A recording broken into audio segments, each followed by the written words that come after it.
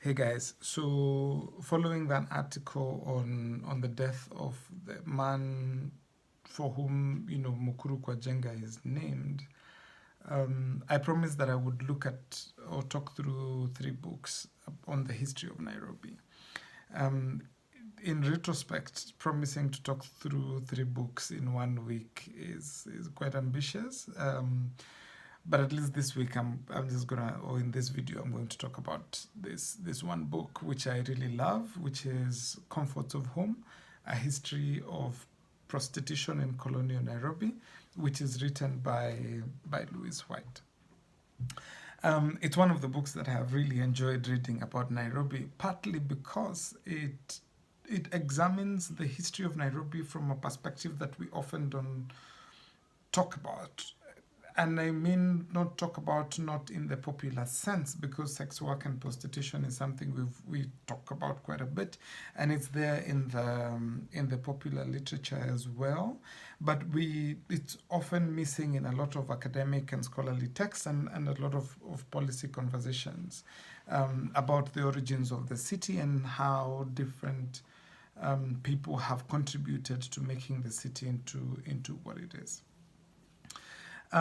So I want to talk about, to basically highlight 3 points that I got from Louise White's book, and that go along with the theme of the building or the making of a city that I started discussing the other day.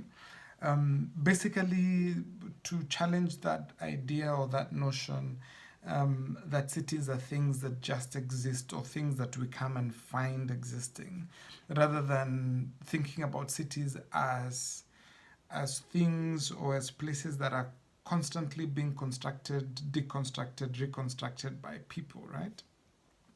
And I think for me, the Louis White book is particularly important because it looks at the history of people who would so easily be forgotten in when the story of the city is being told. So let me highlight these 3 points. The first point is that Louis White argues that we've got to think about the emergence of prostitution within the city of Nairobi in the broader context of labor production and reproduction in the colonial period, right? And the point she's making here is that we've got to remember that Nairobi City, or Kenya, basically Nairobi City, did not have an industrial base, because most of the economy, Kenya's economy, was actually agricultural based at that time. As a result, unlike some of the places where there was an industrial base or a mining town, there was no need, in some of the other African countries that were also colonized by Europeans. There was no need for a permanent labor force in Nairobi, right? So the city was built as a city for migrant labor, and that labor was male, right? So it was the idea that males would travel to the city, come provide labor, and then leave, right? And we still see some of the implications of this, the idea that Nairobi is not a place where you build a home, or Nairobi is not a home. It's not anybody's home. You come to Nairobi, you perform your labor, and then you leave. And we still see this a lot, even amongst especially the slightly older generation, the idea that you work in Nairobi, and then when your productive years are over, you then retire and go back home, right? But now, of course, if the city is growing, there's an economy that is emerging, and the Europeans are there, and the male Africans are coming into the city, then obviously the women are also going to come. But women could not find opportunities, work opportunities. So in the absence of these formal employment opportunities, a lot of them ended up engaging in prostitution, right?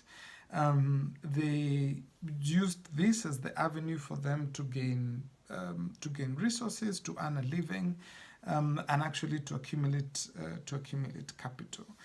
But Louis White also talks about the fact that these women did not just engage in sex work; they also did other things. So there were, for a lot of them, sex work was complementary to the other things they did, including cultivating or selling vegetables and doing certain other things in the city. But we'll get back to that in a subsequent book.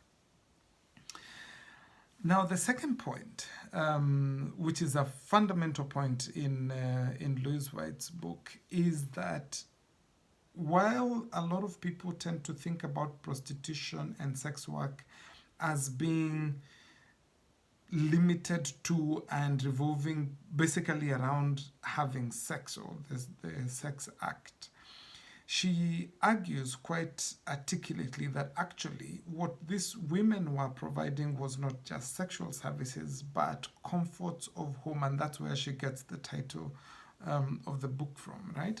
Comforts of home, because in a city that's built for men, a lot of men still could not afford to live a comfortable life. So many men were sharing rooms, and we know this, like, it's not something that needs to be belabored.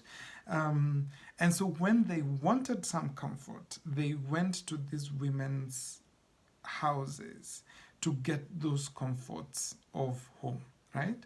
So Louise White is arguing that actually the services that these women provided, included having conversations with these men, providing them with water for bathing, serving them food, also flattering them, as she says.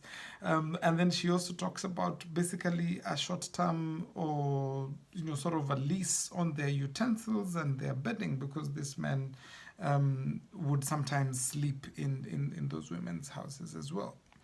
And she talks about, obviously, that some men had more money and so could afford to spend the night and therefore paid more, including the quote-unquote lease on the bedding, and a shower or water for bathing in the morning, while those who could not afford, came to the homes for a short period of time, right? And so there's a lot of logic going on in the economy, and she goes into a lot of calculations about the prices and the costs that these men would bear, which is particularly interesting, even though I was at the time of reading the book finding that quite boring to get through. And for this reason, Louise White makes an important point, which is that while people would prefer to talk about prostitution or sex work from a moralistic perspective, she argues that actually we should think about it more from a labor process perspective, right? It's a production of labor. And this brings me to the third point, and final point that I want to draw out from the book, which is that the prostitution or sex work is productive, right, and reproductive of labor, right? Because these women provided services that these men needed, including these showers and food, rejuvenated them, made it easier for them to exist within the city of Nairobi, so that they could provide labor. And there was a report actually by a government official that said, and I want to quote here, which said that prostitutes were a necessary part of African life in Nairobi. They could reproduce male labor power cheaply and effectively enough for the state without even taking up very much space, and save the municipality the cost of family housing and family wages. So the government actually recognized the services that these women were providing and how important they were as a form of reproductive labor. However, the government still went ahead and sort of criminalized sex work, right? Even though they really did not arrest the prostitutes, but they were basically saying you can do it as long as we don't see it.